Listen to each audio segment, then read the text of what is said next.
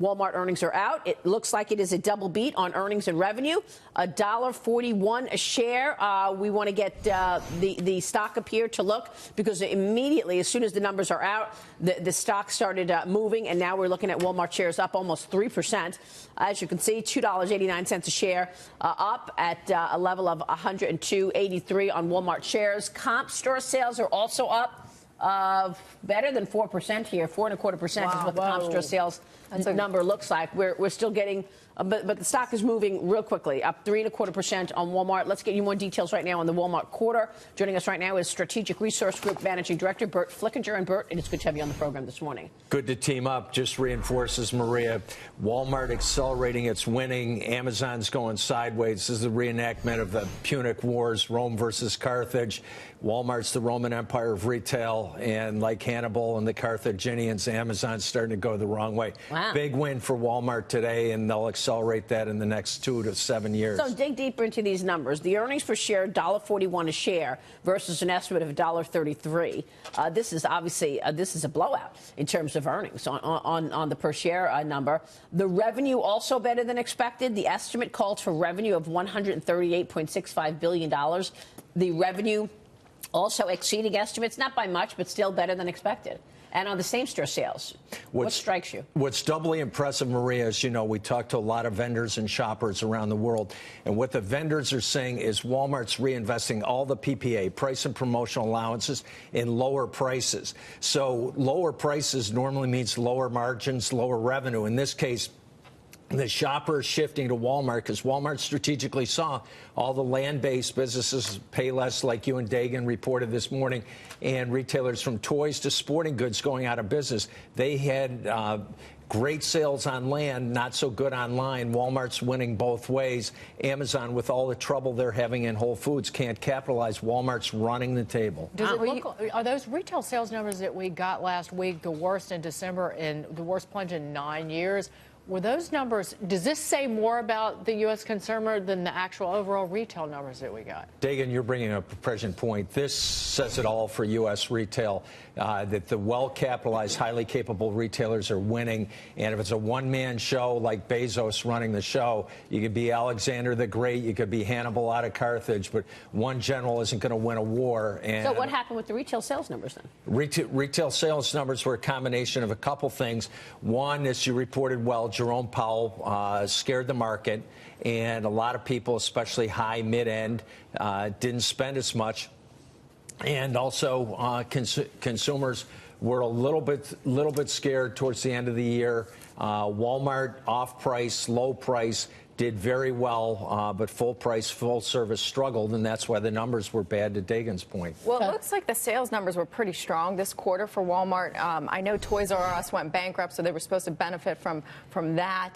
They've also been investing in their online business. I know for the full year they were looking for online sales to be 40% of the business. We'll see what the actual number is once we get more of the details. But how are they winning in the holiday season? What do you think they'll say about tariffs in China and that impacting costs going forward? And by the way, look at this comp store sales number. 4.2% growth, comp store sales, versus an estimate of 3.2%. 4.2% because just like Steve Jobs and Apple with their great campaign, Think Different, with Muhammad Ali, Walmart's thinking different with Doug McMillon. It's evolved from a company of family management to professional management.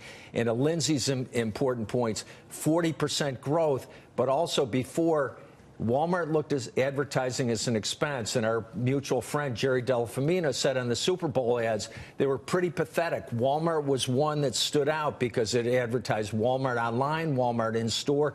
The Walmart ads are really connecting with consumers and a United Nations of consumers. So they're reaching everybody around the world. Better prices, better service. Doug McMillon's invested in inventory, invested in store staffing, first to raise wages, some push from the UFCW. But Walmart hitting on all cylinders, and the vendors are seeing it, and the shoppers. Walmart's only biggest problem is the stores are so strong now, they can't handle all the volume they're doing on the weekends. What about international? Because I know when Amazon reported, they got, a lot of the media attention regarding their investments in India.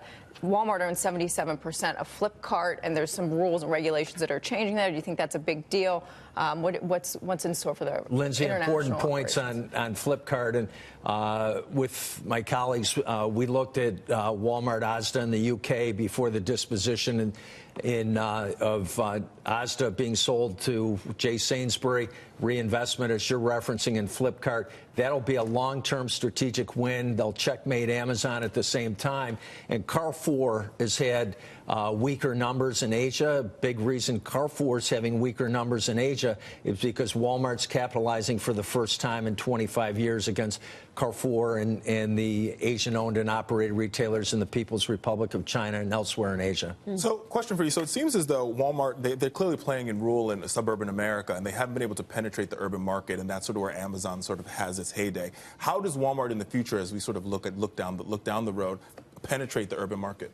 The biggest thing is they worked with them very effectively with the First Lady, Michelle Obama, to put in the Hyde Park store, south side of Chicago. That's killing the Amazon Whole Foods store in the same primary trading area. And working with more enlightened urban mayors, county executives to put Walmart supercenters in city markets, and where the government leaders aren't letting a Walmart or an Amazon in a city center. Walmart will build in the near urban areas. For example, the Walmart store in Valley Stream, New York, on the border of Brooklyn and Nassau County, is one of the highest volume stores anywhere in America, because Walmart, as Mark Lowry said, wants to be able to deliver to 90% of American homes within the next 2 years. When Walmart, my esteemed colleague Paul Bowers said Amazon stock could drop to 1,200 from currently about 600 as Walmart accelerates from 100 to 120 a share and higher.